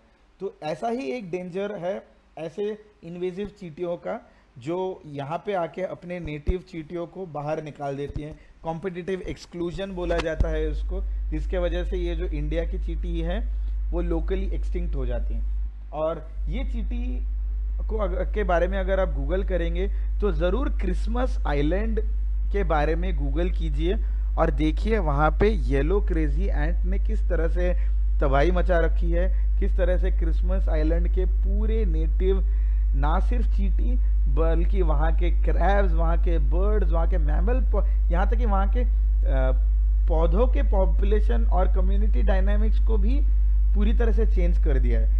तो आप ज़रूर क्रिसमस आइलैंड के बारे में गूगल कीजिए, वहाँ पे येलो क्रेजी एंट ने क्या तबाही मचाई है उसके बारे में पढ़ के देखिए। अब आगे अगले स्पीशीज़ में जाते हैं। ये है बहुत ही कॉमन एंट, ये पूरे इंडिया में पाया जाता है। महाराष्ट्र, गोवा, कर्नाटका में तो ये काफ़ी कॉमन है। इसको कारपेंटर एंट बोलते हैं, कॉमन नेम में गॉडजिला एंट बोलते हैं कुछ लोग, बट इसका साइंटिफिक नाम यानी कि सिर्फ जीनस इसका है कैम्पोनोटस। ये काफ़ी ही वाइड स्प्रेड और कॉमन चींटी है। इसको हम कोंकणी में दोमड़े बोलते हैं और ये काफ़ी ही भयानक और भयंकर काटता है और इतना ज़ोर से काटता है कि कभी कभी खून भी निकाल देता है। और इसके बाद आता है एक और चींटी जो इंडिया का नहीं है, ये वाला चींटी फिर से इजिप्ट से आया है। इसको बोलते हैं फेरोज एंट या फिर रेड फेरो एंट। इसका साइंटिफिक नाम मोनोमोरियम फेरोनिस है। ये काफ़ी नोटोरियस है ये चींटी और ये बहुत काटता है और ये इसका तो एक्सपीरियंस हर किसी को है। यहाँ तक कि अगर वो कपड़े जिसमें स्वेट लगा, घाम लगा हुआ हो, उसको अगर हम सुखाने डाल दें तो ये चींटियाँ जाके उस कपड़ों में भी होल कर देती है। ये इतने बदमाश चींटियाँ हैं। ये चींटियाँ इंडिया से नहीं है, ये बाहर से आई हुई है। इसके बाद आता है अपना बहुत कॉमन एग्जाम्पल एशियन वीवर एंट, हुमड़े बोलते हैं हम इसको कोंकणी में। और एशियन वीवर एंट का तो हमने काफ़ी अच्छा एग्जाम्पल भी देखा। ये उसका नेस्ट है, लीफ नेस्ट। उसके बाद एक और है ये ब्लैक एंट, ब्लैक क्रेजी एंट अंग्रेजी में इसको बोलते हैं, पैराट्रैकिना लॉन्गिकॉर्निस इसका साइंटिफिक नाम है। और ये चींटी काफ़ी अगेन इन्वेजिव है, ये इंडिया की चींटी नहीं है, ये बाहर से लाई गई चींटी है। पर ये चींटी को हम सब अपना दोस्त मानते हैं क्योंकि ये चींटी कभी हमको काटता नहीं है, सिर्फ हमको गुदगुदी देके चला जाता है। तो ये एक इस चींटी को हम अपना दोस्त मानते हैं, पर ये चींटी भी बाहर से आया है, अर्जेंटीना से आया हुआ है। फिर आता है ये वाला चींटी बहुत बदमाश है और ये वाला चींटी वास्प या फिर हनी बी के जैसा स्टिंग करता है। तो चींटियाँ भी स्टिंग करती हैं और कुछ चींटियाँ हैं जिसमें वेनम भी होता है। तो ये चींटी स्टिंग करता है और जब स्टिंग करता है वो जो स्टिंग से एक काफ़ी पोटेंट वेनम इंजेक्ट करता है और जिसको उस वेनम से एलर्जी है उनको काफ़ी परेशानी होती है, उनको ब्रीदिंग प्रॉब्लम्स हो सकता है, कुछ लोगों को सूज जाता है, कुछ लोगों को कुछ नहीं होता है। सो डिपेंडिंग ऑन आपका क्या इम्यूनिटी है या आपको अगर कुछ स्पेसिफिक एलर्जी है इसके वेनम से तो आपको ये अफेक्ट कर सकता है। इसका नाम है इंग्लिश में आर्बोरियल बाइकलर्ड एंट। ये काफ़ी कॉमन है। ये आर्बोरियल नेस्टिंग चींटी है। ये ट्रीज पे नेस्ट करता है, सूखे हुए ट्रीज में जाके एक छोटा सा होल बनाता है और उसमें जाके वो नेस्ट करता है। और इनके कॉलोनी ज़्यादा बड़ा नहीं होता है, 100-200 के करीब वर्कर होते हैं, ज़्यादा बड़ा वर्कर फोर्स नहीं होता है उनके पास। ये एक और चींटी है जो इंडिया का नहीं है, ये भी बाहर से आया हुआ है, इसको हम गोस्ट एंट बोलते हैं। ये चींटी बहुत ही कॉमन है। जो भी किचन में कभी गए होंगे आपने देखा होगा कि शक्कर का जो बोतल है या फिर शक्कर का जो कंटेनर है उसमें बहुत छोटी छोटी चींटियाँ रही होंगी, या फिर अगर आपने गलती से शक्कर गिरा दिया होगा तो आपने देखा होगा काफ़ी छोटी छोटी चींटियाँ, वाइट कलर की चींटियाँ आती होंगी, शक्कर को लेके चली जाती होंगी। और एक और ऑब्जर्वेशन ये कि ये चींटियों को अगर आप मसल दें या कुचल दें गलती से या फिर वांटिंगली उनको मारने के लिए तो काफ़ी गंदा स्मेल देता है ये, तो इससे काफ़ी गंदा स्मेल भी आता है और इसको गोस्ट एंट बोलते हैं। ये टापिनोमा जीनस से है, टापिनोमा मेलानोसिफेलम है। इस चींटी का नाम मेलानोसिफेलम इस वजह से क्योंकि उसका सर काला है। मेलानो मतलब काला और सिफेलम मतलब सर। सो हर साइंटिफिक नाम के पीछे कुछ ना कुछ रीज़न रहता है, साइंटिफिक नाम रैंडमली नहीं रखे जाते। तो ये उसका एक एग्जांपल है, टापिनोमा मेलानोसिफेलम, काला सर। आगे बढ़ते हैं। ये एक और बहुत इंटरेस्टिंग चींटी है जिसके बारे में मैंने कल जब टॉक दिया था काफ़ी विस्तार में बात किया था। इस चींटी का कॉमन नेम एक्रोबैट एंट है या फिर वैलेंटाइन एंट भी है। और वैलेंटाइन एंट इसलिए बोलते हैं क्योंकि इसका जो एब्डोमेन है अगर आप देखेंगे ये एकदम हार्ट शेप का रहता है। और इसका एक और काफ़ी इंटरेस्टिंग बिहेवियर है, ये एंट के पास भी स्टिंग है पर ये कभी किसी को स्टिंग करता नहीं है ज़्यादातर, पर ये अपने स्टिंग को एक और तरह से यूज़ करता है। जैसे कि हमारे घरों में हम धूप जलाते हैं, वैसे ही तरह से ये क्या करते हैं कि अपना जो स्टिंग है, स्टिंग के एंड में एक स्पून जैसा स्ट्रक्चर है जिसमें वो अपने वेनम को लोड करते हैं, पर ये वेनम को इंजेक्ट करने के जगह वो धूप जैसे दिखाते हैं अपने एनिमीज को। ऐसा क्यों? क्योंकि ये जो वेनम है इसमें से बहुत ही गंदा स्मेल आता है और जो भी एनिमी उसको अटैक करना चाहता है वो सूंघ के ही बाहर एकदम दूर भाग जाता है। तो एकदम जैसे अगरबत्ती लेके कोई डांस करता हो, एकदम वैसे ही प्रकार से ये चींटी अपने एकदम स्मेली वेनम को अपने स्टिंग में रख के फिर जो भी एनिमी आता है उसको दिखाता है एकदम अगरबत्ती जैसा। तो ये एक बहुत इंटरेस्टिंग सा चीज़ है इस चींटी के बारे में। और ये वाला चींटी ऐसा नेस्ट करता है, बहुत सारे आपने ऐसे नेस्ट देखे होंगे आपके घर के आसपास या फिर कहीं अगर आप जंगल में गए होंगे तो आपने देखा होगा कि ऐसे सूखे पत्तों का गोल फुटबॉल जैसा आपने स्ट्रक्चर देखा होगा पेड़ों पे। ये स्ट्रक्चर इस चींटी का है। ये इसका साइंटिफिक नाम क्रीमाटोगैस्टर है। क्रीमाटोगैस्टर के बहुत सारी स्पीशीज़ है, इंडिया में तो क्रीमाटोगैस्टर के 40-50 तक तो स्पीशीज़ ही पाए जाते हैं। तो ये सारे क्रीमाटोगैस्टर्स मैक्सिमम ऐसे बॉल जैसा नेस्ट बनाते हैं पेड़ों पे। तो ये बहुत अच्छा आर्किटेक्चरल स्किल भी है इस चींटी का। तो ये मेरा आखिरी स्लाइड था और इसके साथ ही मैं अपने स्लाइड को प्रेजेंटेशन को आज समाप्त कर रहा हूँ। आपको अगर कोई भी डाउट हो या अगर कभी भी आपको मुझसे संपर्क करना हो, बात करना हो, तो अब मेरा ईमेल आईडी इसमें दिया हुआ है और आप मुझसे वहाँ पे संपर्क कर सकते हैं, बात कर सकते हैं। और इसके बाद मैं फ्लोर को अगले 10 मिनट के लिए क्वेश्चंस के लिए ओपन करता हूं। और मैं ऊपर स्क्रॉल डाउन करके अगर किसी ने मुझको पहला क्वेश्चन पूछा है तो मैं उनको जवाब दूंगा। तब तक आप अपना क्वेश्चंस लिख लीजिए, यदि कोई क्वेश्चंस हो तो मैं उसका उत्तर दे दूंगा यहीं पे।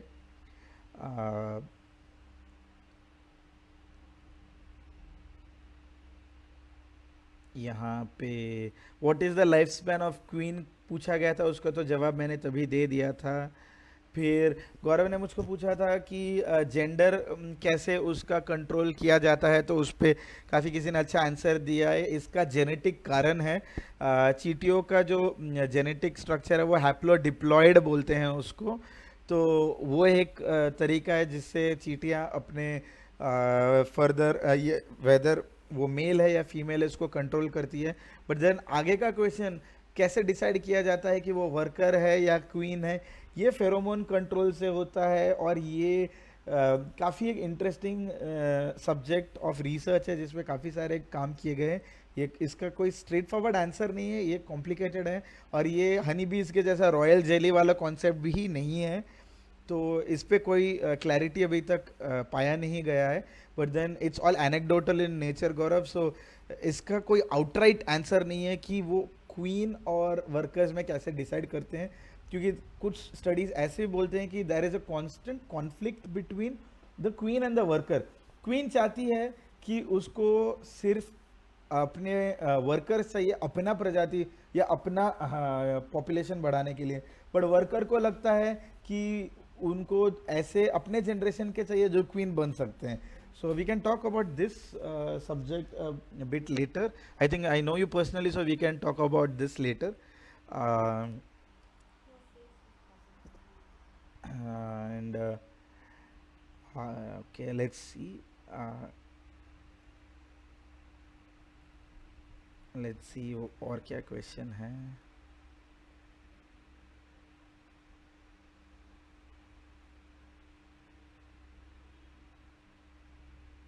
या आगे का क्वेश्चन है कि ग्रुप बनाते हैं. Uh so there are lot of groups already there and you can join these groups called ants of India, ask id of Indian ants and stuff like that. So बहुत सारे groups already हैं, but then believe me it's not really useful.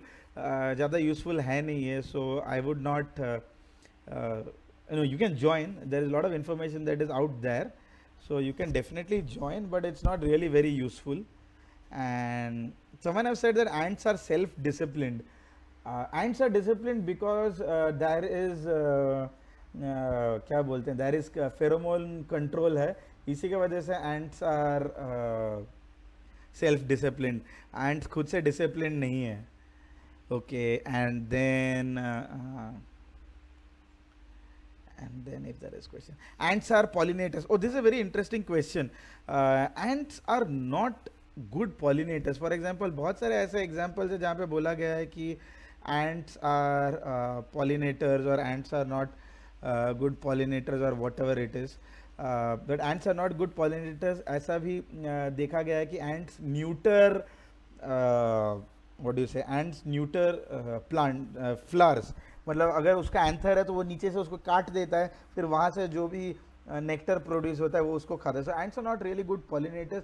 Very few examples of ants which are good pollinators, but there are a few examples of ants which are pollinators from Australia. वो भी काफ़ी interesting story है जहाँ पे वो ground orchid है, वो ऐसा एक pheromone. I'll just adjust my position because I can see my wife in the background, which is distracting. हाँ, so yes, so the Australia का जो एक ग्राउंड ऑर्किड है वो ऐसा एक फेरोमोन प्रोड्यूस करता है जो बहुत सिमिलर है उस स्पीशीज़ के एंट्स के साथ.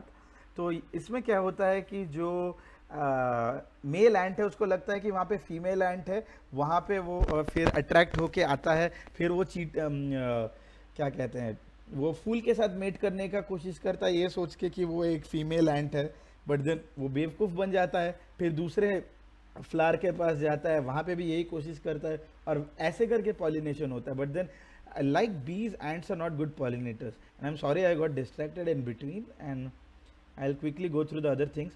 People use ant killer chalks and all. Is it right to kill them? Now it depends. Chalks, yes. No, it depends, Sachin Bab, ants को मारना या नहीं. Some ants, like the invasive species of ants, are really very annoying and they are destructive. So invasive species of ants को बहुत जगह से eradicate करने का कोशिश किया गया फॉरेन कंट्रीज़ में. इंडिया में इसके बारे में कोई पॉलिसी है नहीं. So I personally think it's okay to deal with invasive species of ants because they cause more harm than good to our ecosystem. Okay, फिर technomimics destructor causes fire in the houses. Yes, this is a very nice example and there have been documented examples जहाँ पे ये again एक invasive species of एंट है. ये क्या करता है, घर के जो इलेक्ट्रिक सर्क्यूट्स एलेक्ट्रिक वायर्स है उसको काट देता है और फिर 2 इलेक्ट्रिक वायर्स लाइव वायर्स आते हैं और शॉर्ट हो जाता है, फिर घर जल जाता है. ये तो है ही. What if person eats ants by mistake? हाँ, ये काफ़ी इंटरेस्टिंग क्वेश्चन सचिन जी आपने पूछा है. छत्तीसगढ़ में there is this documented evidence of people eating weaver ants के लार्वे का. मैंने भी ट्राई किया है ये चटनी को. ये ट्राइबल लोग बनाते हैं, ये काफ़ी खट्टा सा रहता है और इसमें कोई हार्म नहीं है क्योंकि ये प्रोटीन है एंड उसमें फॉर्मिक एसिड है.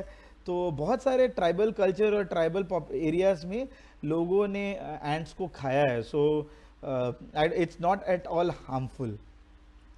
Okay, let's move. Okay. A lot of banter between Selva and Axel dilemma. Okay, Suchitra madam has asked, when cockroach dies within no time it gets covered with ants. From where does these ants come? You don't normally see them in your house. Yes, ants don't communicate like human beings.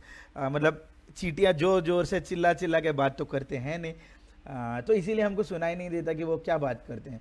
पर चींटियाँ बात करते हैं chemical technique से, pheromone से. और हर dead body से कोई ना कोई एक स्पेसिफिक केमिकल सिग्नेचर आता है, एक स्मेल आता है। इस केमिकल सिग्नेचर को एंट्स बहुत जल्दी पकड़ लेते हैं, उनका जो एंटेना है वो बहुत ही सेंसिटिव है। द मिनट उनको ऐसे डेड ऑर्गेनिज्म से जो जो वॉलेटाइल सब्सटेंस प्रोड्यूस होता है वो उनको डिटेक्ट हो जाता है, इमीडिएटली एक वर्कर एंट आके पहले सर्वे करता है कि वहाँ पे सही में कुछ मरा है जो खाने लायक है, यानी इसको देखते हैं। द मिनट वो उसको सेंस कर लेते हैं केमिकली, फिर वो वापस जाके अपने दोस्तों को रिक्रूट करता है, फिर वो लोग सब वापस आके कॉकरोच को इधर उठा के ले जाते हैं एकदम से कॉफिन डांस मीम के तरह, या फिर उसको वहीं पे काट के छोटा छोटा करके वहीं पे तंदूरी बना के ले जाते हैं। So that's how they immediately come out. It's all with chemical signals and it's all chemical language. Mostly ants, okay, Sagar Baba had asked me, mostly ants eat sweet food more, but their bite is like chili, question mark, why so? That's a very funny question actually, but the scientific answer for that is चींटियाँ दो type के होते हैं, एक जो सिर्फ काटता है और फिर जो काटता है और डंक भी मारता है, that is it can sting as well. So जो चींटियाँ काटती हैं वो काट के घाव तैयार करती है और उस घाव में फॉर्मिक एसिड जो है उसको उल्टी कर देती है उसमें, या फिर फॉर्मिक एसिड छिड़क देती है अपने एब्डोमेन से। फॉर्मिक एसिड तो जलता ही है, और वो अगर घाव है तो घाव में ज़्यादा जलता है। So that is one reason why they are bite is really hot as a chilli, and sting obviously उसमें वेनम है, तो वेनम डेफिनेटली हमको दर्द देगा, that's what is the job of a venom. So yeah that's that for the question. Are white ants really ants, Pradeep ji? Definitely not. Termites are very very different than ants. Termite एक अलग ही group है और ant एक अलग ही group है, सो दोनों में कोई सिमिलैरिटीज नहीं है अदर देन द फैक्ट कि वो सोशल है। और ants और टर्माइट्स में एक और बहुत बड़ा डिफरेंस है कि ants में जब मेल्स हैं मेट करते हैं, मेट करने के बाद मर जाते हैं, जबकि टर्माइट्स में जो मेल है वो क्वीन के साथ रहता है। इट्स एग्जैक्टली लाइक महाभारत जहाँ पे the queen and the king live long together, but ant community में the minute the male is mated, male को इधर खा लेते हैं या फिर मेल को मार देते हैं या फिर मेल को रास्ते में छोड़ देते हैं, क्योंकि मेल का और कोई काम नहीं रहता है। और इतना तक एवोल्यूशन ने मेल्स को ले गया है कि मेल के पास यह क्षमता भी नहीं है कि वो खुद से खा सके। तो that's how useless males are in ant world, and ant world is feminist, so ये to ant world, right? Okay, next question is ants को दूर कैसे रखे बेगॉन स्प्रे सुचेता मैडम। मैं ants को कैसे दूर रखे उस पर बात करने के लिए नहीं आया हूँ, I am so sorry. Termites are actually cockroaches, sorry, no, that's wrong, I will not comment on that. How do they breathe? Do they have nose? Omkar, they don't breathe like how we conventionally breathe. Insect respiration is a different topic. उसके बारे में हम personally बात कर सकते हैं, because I know you personally. The insects don't breathe like human beings. They don't have nose. They breathe through special structures in their cuticle. Pores रहता है, वहाँ से spiracle से breathe करते हैं. Okay. Okay. There are a lot of eatable ants, ants near eatable items. How can we stop them? Baygon spray. What is food habit of ants? Yeah, that's a good question.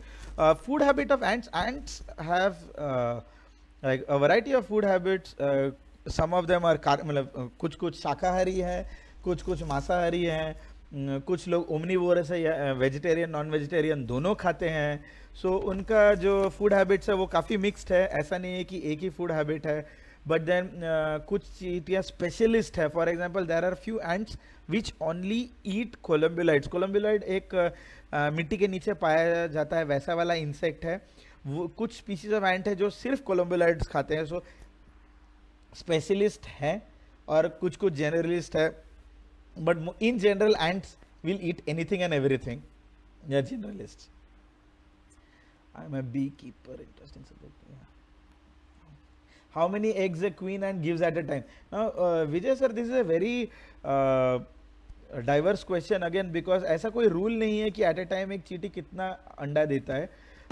And I don't understand what do you mean by at a time, because at a time from a pour only one egg can come out, and in a day. But then if you are talking about at a day how many eggs it lays, it varies from say 5 eggs per day or 1 egg per day, or even in 2-3 weeks an egg, depending on what kind of species, वो चींटी का क्या species है उस पे depend करता है कि क्वीन एंट कितना एग्स ले करता है. अगर वो स्पीशीज ऐसा है जिसका कॉलोनी साइज काफ़ी छोटा है, मतलब ऐसे भी चींटी है जिसके कॉलोनी साइज 30-40 के ऊपर नहीं जाते, अगर ऐसा कॉलोनी साइज है चींटी का तो वो क्वीन एंट शायद 2 हफ्ते में एक अंडा देता होगा. पर अगर वो ड्राइवर एंट्स या फिर आर्मी एंट्स के जैसे चींटी है जिसमें millions and millions of ants हैं, तब तो वो एक दिन में 100-150 भी एग्स ले कर सकती है. So that's the answer to that. And then, do white ants eat wood, or is it their habit? Oh, white ants are termites, and termites have again very diverse food habits, and termites are not ants. So yeah, that's that. Ants need protein for survival. Okay, that's something else.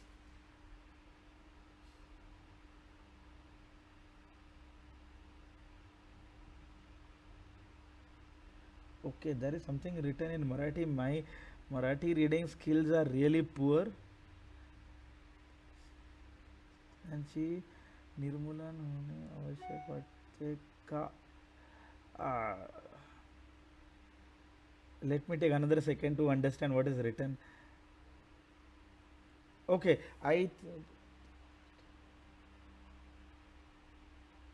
हाँ, so if I understand what is written right, इसमें ये पूछा गया है कि in Maharashtra invasive species of plants के बारे में काफ़ी हाँ, there is a lot of noise about invasive species of plant. तो ये अगेन ऐसा ही है कि इन्वेसिव प्लांट स्पीशीज इजीली दिखता है और लोगों को वो इजीली दिखता है, और इस पर काफ़ी सारे स्टडीज़ किए गए हैं और ये लाइव दिखता भी है. फॉर एग्जांपल, अगर आप अकेशिया ऑरिक्यूलिफॉर्मिस का पेड़ लगाए या फिर यूकेलिप्टस का पेड़ लगाए, there is a phenomenon called allelopathy. इसका ये मतलब है कि अगर वो पेड़ है उसके आजू बाजू कोई और प्लांट ग्रो नहीं कर सकता है. सो उनका इफेक्ट्स एविडेंट है और काफ़ी जल्दी से मैक्रो स्केल में दिखता है. बट देन ये जो इन्वेजिव स्पीशीज ऑफ एंट्स है, ये इनका जो इफेक्ट है ये हमको आंख में नहीं दिखता है, बट देन ये अंडरग्राउंड लेवल पे होता है और इसका इफेक्ट आज से 50 या 60 साल के बाद दिखेगा, when it will be already very late to act. And that is the reason why invasive species of ants के बारे में बहुत हमको अभी ध्यान देना है. एंड होपफुली हमारे रिसर्च जो भी रिसर्च करते हैं इसका गवर्नमेंट सीरियसली ले, और फिर जैसे इन्वेजिव स्पीशीज ऑफ प्लांट्स पे अभी बहुत जगह पे बैन है, वैसे ही होपफुली ट्रेड इनपुट एरियाज पे इन्वेजिव स्पीशीज ऑफ एंट्स का भी कुछ किया जा सके. फॉर एग्जांपल, जापान से मैं एक प्रोफेसर को जानता हूँ जो इन्वेजिव स्पीशीज ऑफ एंट्स के साथ हर रोज़ लड़ते हैं. काफ़ी सारे टेक्निक्स लाए गए हैं जिनमें से जो शिपिंग कंटेनर्स आते हैं उनमें अगर इन्वेजिव स्पीशीज ऑफ एंट्स है उनको कैसे अट्रैक्ट करके मारा जा सके, इस पे सब रिसर्च हुआ है. तो ये गवर्नमेंट को ध्यान देना चाहिए. ये काफ़ी अच्छा क्वेश्चन पूछा है मुझको विजय सतपुते जी ने. फिर there is another question, who are predators of ants? Ants themselves are predators of ants, number 1. A lot of other insects predate on ant. Then you have the pangolin, a very cute mammal which predates on ants. And there are so many birds that eat ants. There are woodpeckers which once in a while get down on the forest floor on the ant hill and then उनका जीभ use करके ants को खाते हैं. So yeah, so there are lots of predators of ants. Ganesh Shelke, मी मराठीमध्ये बोलू शकतो. Yes, but then I don't know how you can speak on Facebook live. Maybe you can type and I can read, पर मुझको मराठी पढ़ने में थोड़ा time लगता है. So please type and I can definitely read and answer. How many worker ants a queen produces in a lifetime? Infinite. By infinite I mean as much as she needs, depending on the species. As many number of individuals that they need, the queen ants will produce in her lifetime. But when she thinks that it is time for the next generation to come, then they produce other queen ants. But then worker ants as much as is her capacity.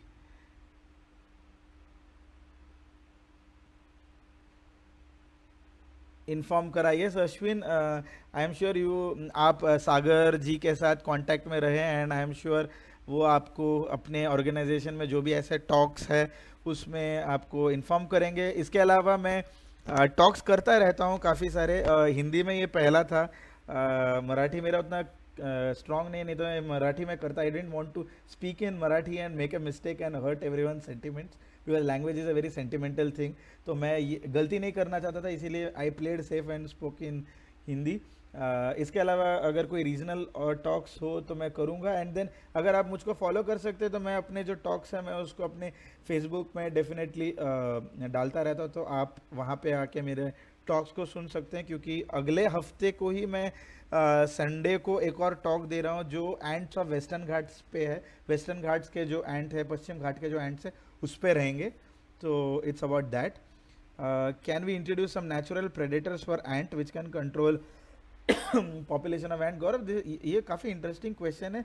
But bio control of insects by other insects is also tricky, because जिसको हम bio control के हिसाब में लाते हैं वही अगर हाथ से बाहर चला गया और उसी को अगर हम कंट्रोल नहीं कर पाए तो वो फिर से इन्वेसिव बन जाएगा और इसके वजह से जो इकोलॉजी का बैलेंस वो पहले से ज़्यादा बिगड़ सकता है। So it is very difficult and you have to do a lot of experiments and a lot of ecological experiments before even you think of any biological interventions but through introduction of other species, right?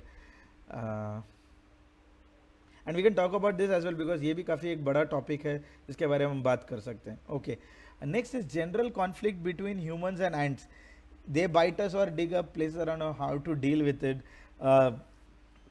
Pradeep ji, चींटियाँ हमारे पहले धरती पे है, हम उनके बाद आए हैं। सो आई नो चींटियाँ जब काटती है काफ़ी गुस्सा आता है।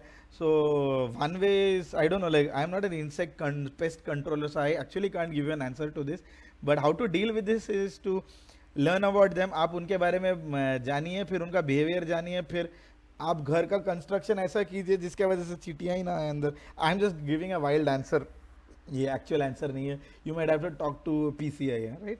Okay. Bee venom treatment under R&D.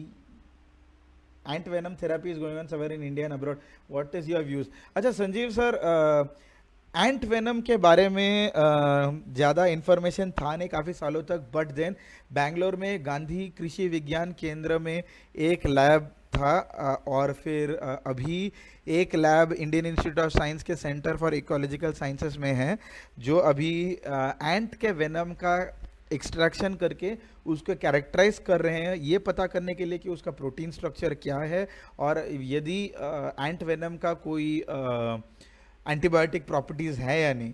But then ये रिसर्च अभी उतना आगे बढ़ा नहीं है, आगे और 10 साल में शायद ये रिसर्च आगे बढ़ेगा और ये रिसर्च शायद you know it will be more successful in the future. या what if we eat ants by mistake? I have already answered this.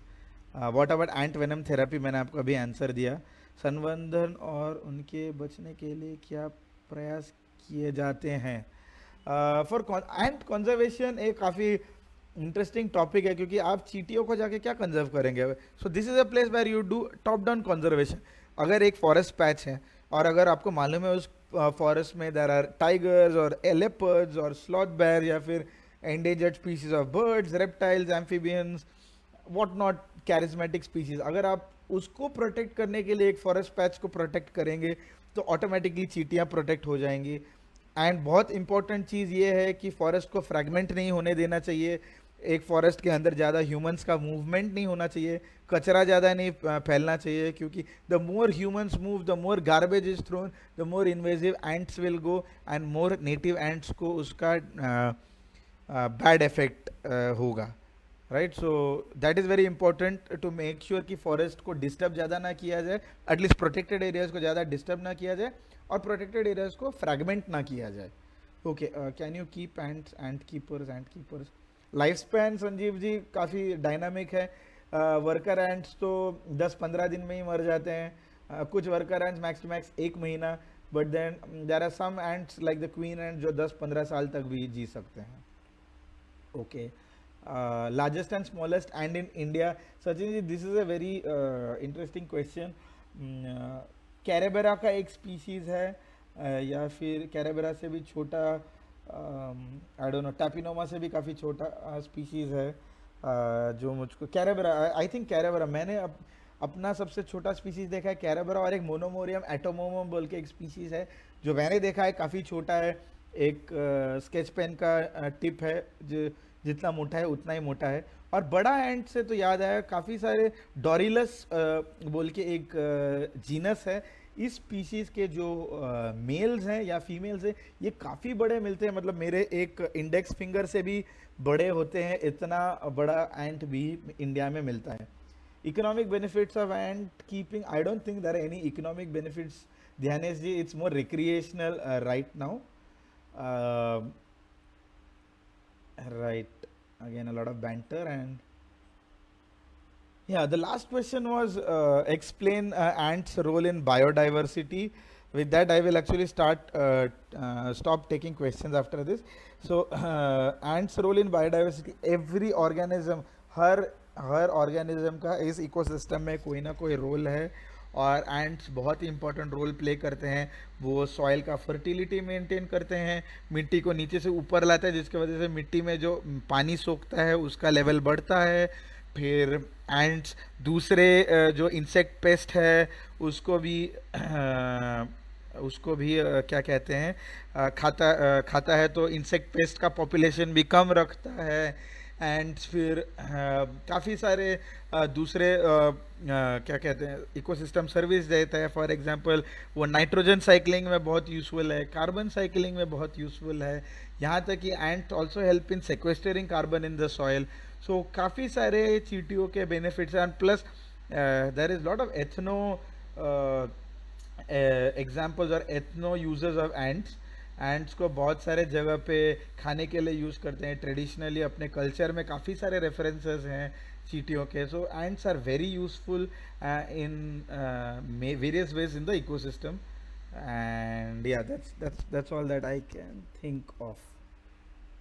Right, so with that I think I will end today's session. I thank all of you जिन्होंने मुझको join किया, specially निसर्गराज मित्र जीवन से, जिन्होंने हमको ये opportunity दिया आप सबके साथ इंटरेक्ट करने के लिए।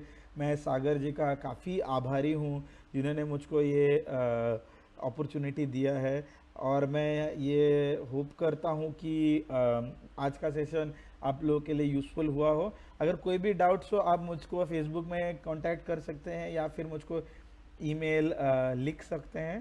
एंड या विद दैट आई थिंक मैं इस स्ट्रीम को एंड करूँगा। धन्यवाद सबको, जय हिंद।